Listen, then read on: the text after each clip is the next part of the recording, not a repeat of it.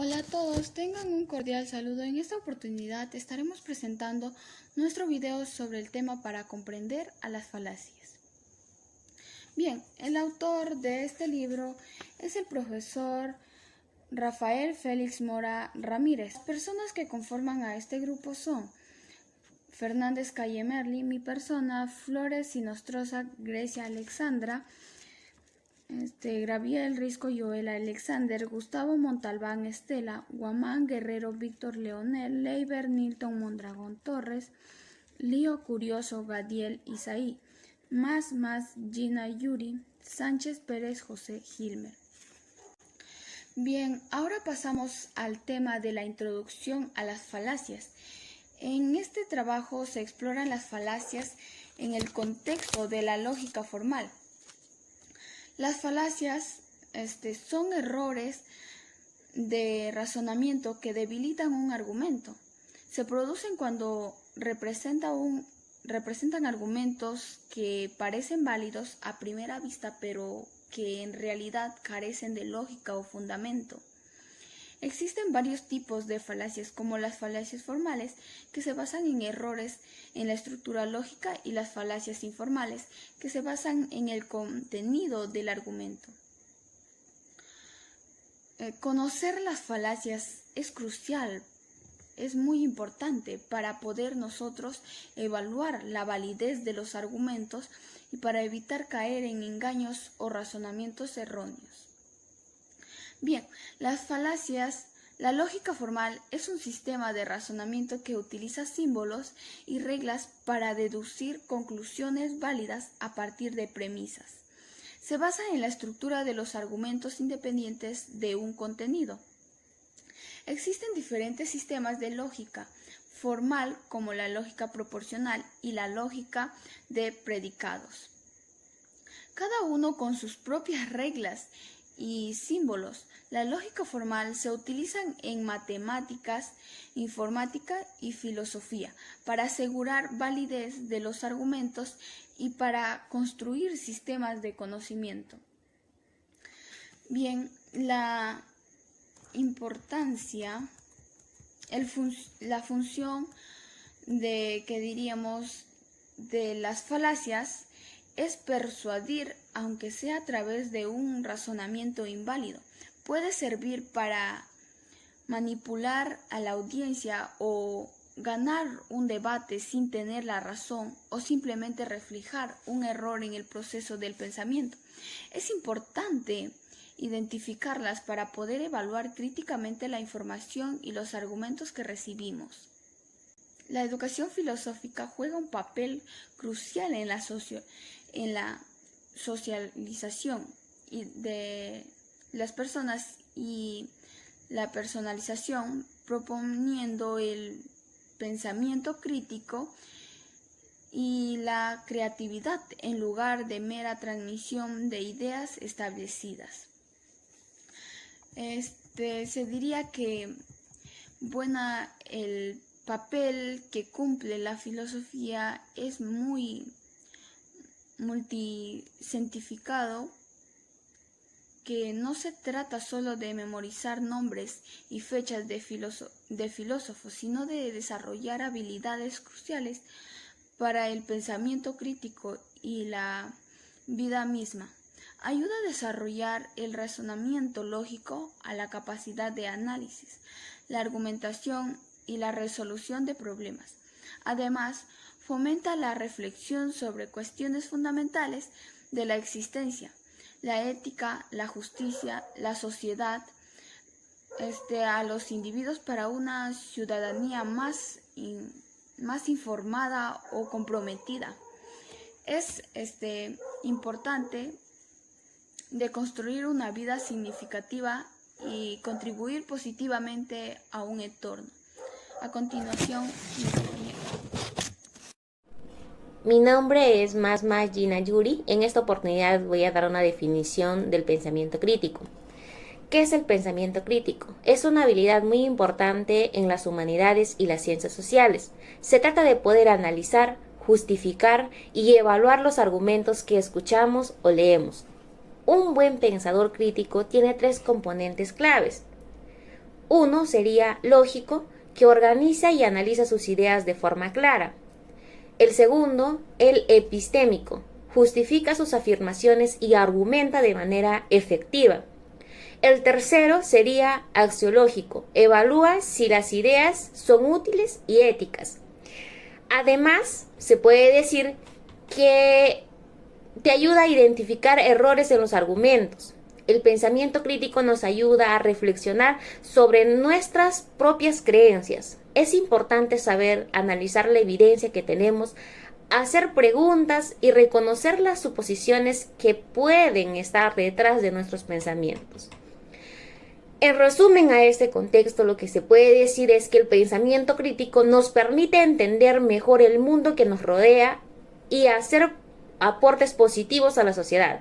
Nos ayuda a ser más claros y razonables en nuestras decisiones y opiniones. Ahora pasamos a ver la lógica formal versus la lógica no formal. Son dos maneras diferentes de analizar argumentos. En el caso de la lógica formal se centra en la estructura de los argumentos. Aquí se estudia si las conclusiones se siguen lógicamente de las premisas, sin importar si las premisas son verdaderas o falsas. Como por ejemplo, si decimos, si llueve, la calle está mojada. Está lloviendo, por lo tanto, la calle está mojada. El razonamiento es válido, porque la conclusión se deriva de las premisas. La lógica formal tiene reglas claras y se basa en símbolos para demostrar esas relaciones. En cambio, la lógica no formal, esta se ocupa de los argumentos en situaciones cotidianas y en el lenguaje común. Analiza cómo se presentan los argumentos en la vida real, como en caso de debates o conversaciones. Aquí se consideran factores como el contexto y la persuasión.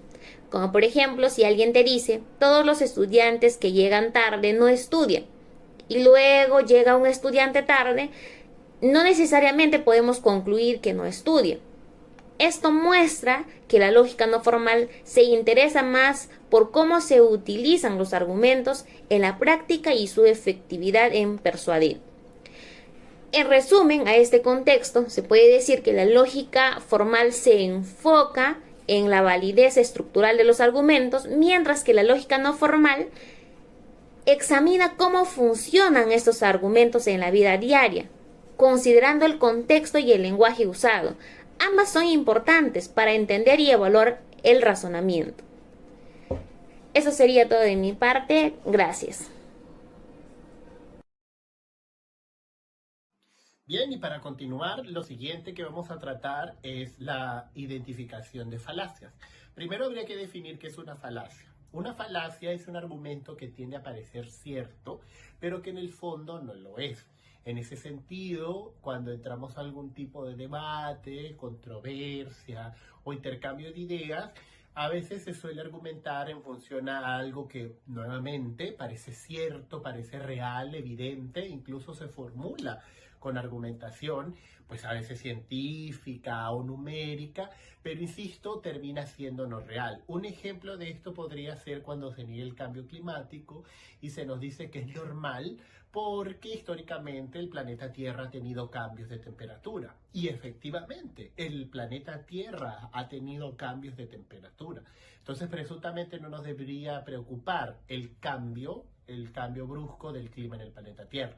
Sin embargo, el cambio climático no implica solamente el cambio natural de la temperatura en el mundo, sino que además, producto de la actividad humana, la agricultura, el transporte y otros medios de contaminación, otros métodos de contaminación, el cambio climático normal, lugares fríos, lugares calientes, acrecentan el grado de calor, el grado de frío.